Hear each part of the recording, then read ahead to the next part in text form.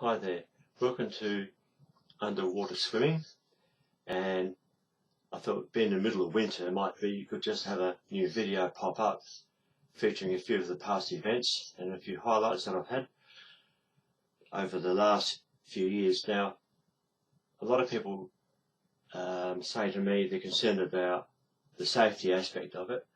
Well, I'm still here, I'm still making videos, so how safe is it really? Well, to be quite frank, I think the journey down to the beach is more dangerous on the road than anything that happens in the water. But obviously water has its own safety issues you've got to deal with. For example, you don't want to go in the sea and get swept away by a tide, a riptide in particular, or bitten by a stinging jellyfish or a shark attack or anything else like that. So obviously common sense prevails. But I've had no trouble with that so far. Although I have got caught in a rip once or twice and it's not much fun. So I tend to choose places that have good video imaging and have reasonable safety around it as well, like lifeguards and beach patrols and things like that. So it pays to have that in mind. I tend to only go in clear water, not dirty water, because you can see what's going on. And never swim at sunrise or sunset, because that seems to be when the sharks pop out. As far as public pools go, they're always well supervised, well managed, and the water's always kept clean and tidy. The only downside with a public pool is that they can have a lot of people there, so therefore they can interrupt your filming process a little bit, which is a bit annoying. And many pools are now clamping down on the use of cameras because of pedophiles and weirdos and stuff like that filming people inadvertently. So that's getting a bit more difficult to do, but if you can live without, it's quite okay. I've also find that if you're doing a long breath hold underwater, sometimes a lifeguard might think you're dying or something like that and try to rescue, so that can be a little bit embarrassing. So beyond that, public pools are pretty good. They're a little bit hard on the eyes because of the chlorine in the water, and sometimes you get jumped on by people jumping off there, so you just got to be aware of your surroundings and what you're doing. I like the beach, it's a bit more open and free. You don't get bunches of people jumping around the place and nosy parkers wondering what the hell you're doing with the camera, and when they've got chains out and things like that. Now, getting onto my escape stunts, I mentioned in my previous video some of the tricks I use, but when you've got your hands tied up and behind your back, it's a very, on the first admit, it's a creepy feeling. I don't like being tied up, I get claustrophobic, and you can panic. But if you know your stuff and you present yourself properly, you don't have any issues to deal with. You know what you're doing, you know you can get out at a certain time. It's there as a show, and that's what it's about. People like to see performance and show and pushing the boundaries. Now, I've already discussed enough on my chains. They look cool and they look great and they work quite well. They've been very popular. I've had fairly positive results from you as viewers for these sort of things. Now, the next thing is training for breath holding. That's a lot harder to do. It's something you either can do or can't do pretty well, but everybody can improve their times. And I've spent a lot of time in trying to improve my breath holding ability. Sometimes I can struggle for only 1 minute, sometimes I can make 2 minutes, sometimes I've done even 3 minutes. And that depends on the day, how you feel, the temperature around you. The colder it is, the shorter your times, and a whole range of things like that. So it can make a huge amount of difference to how you're going and what you're doing. But if you can get up to that pain where it just hurts and hurts and hurts more, and then let it go, and then recover and go to that threshold again, you find that you gradually creep your times up just a little bit more. There's obviously a limit to it, but when I'm underwater, so that's my absolute maximum times that I'm comfortable with. When I'm underwater, I only go to there. I never go to there because things can go wrong. You could choke or cough and start sucking in water, and then you're in pretty big trouble, as you know. And I'm very conscious of the safety aspect, even though everything I do looks dangerous. That's the whole idea of the videos. It's actually reasonably okay. In my last video, I had a friend with that underwater wrestling one. That looks really cool. I quite enjoyed that. And I'm hoping to do another 1 or 2 of those as time goes on. He actually had me around the throat, and that's normally okay, but it just crushed the windpipe a little bit on the throat, and it made me cough a little bit while I was underwater. And that can actually be quite dangerous because that's when you start having trouble. and I wasn't aware of that at the time until it actually took place. So these things you have to pre-work out and manage carefully if you want to make a video like that.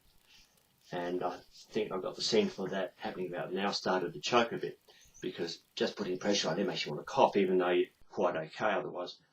But it looks cool and people like it, so why not? The last thing I probably want to do is just say in this short video is that I want to thank you as a viewing public for watching my videos.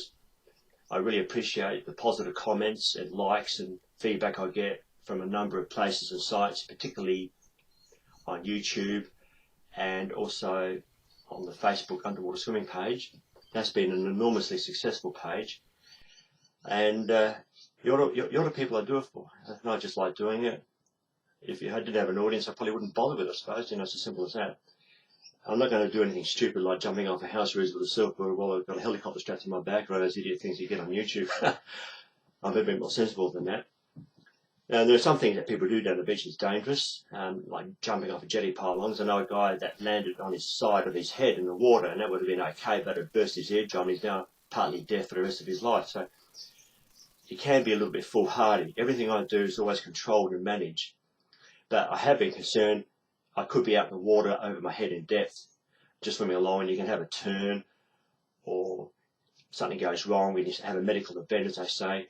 Well, unfortunately, you can't do much about that. All you do is drop your weight belt and hope somebody sees you and rescues you. That's why public pools are sometimes better if you want to be in deep water. You've seen some of my videos, I dive down a 5 metre touch bottom in a diving pool. And that's cool. I like doing that. The pressure's really on your ears. I know some of these people are free divers, and you go down to extraordinary depths, 20 metres or more. I reckon my ears would kill me doing that, but I'd like to give it a try one day just to see how far down I can go for the hell of it. But that's hard to organise and manage at this point in time, but you never know. I'm sure if I do it, there'll be a video on it. Now, when it comes to the last thing is just cameras that I use. I've used a couple of Fujifilm cameras, and they have a little flap on the side, and that leaks, and they've both been damaged by water over a period of time, but they pick up a sound pretty good. I know there's people that are using GoPros.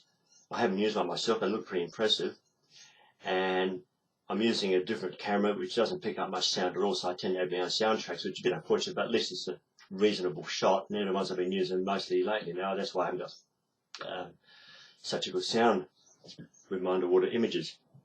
In my test tank, which is next to this room where I'm filming, I just use a standard camera. It picks up the sound if I want it, or I can use one of the water, and I just mix the soundtracks and the video together because I can do that on the computer.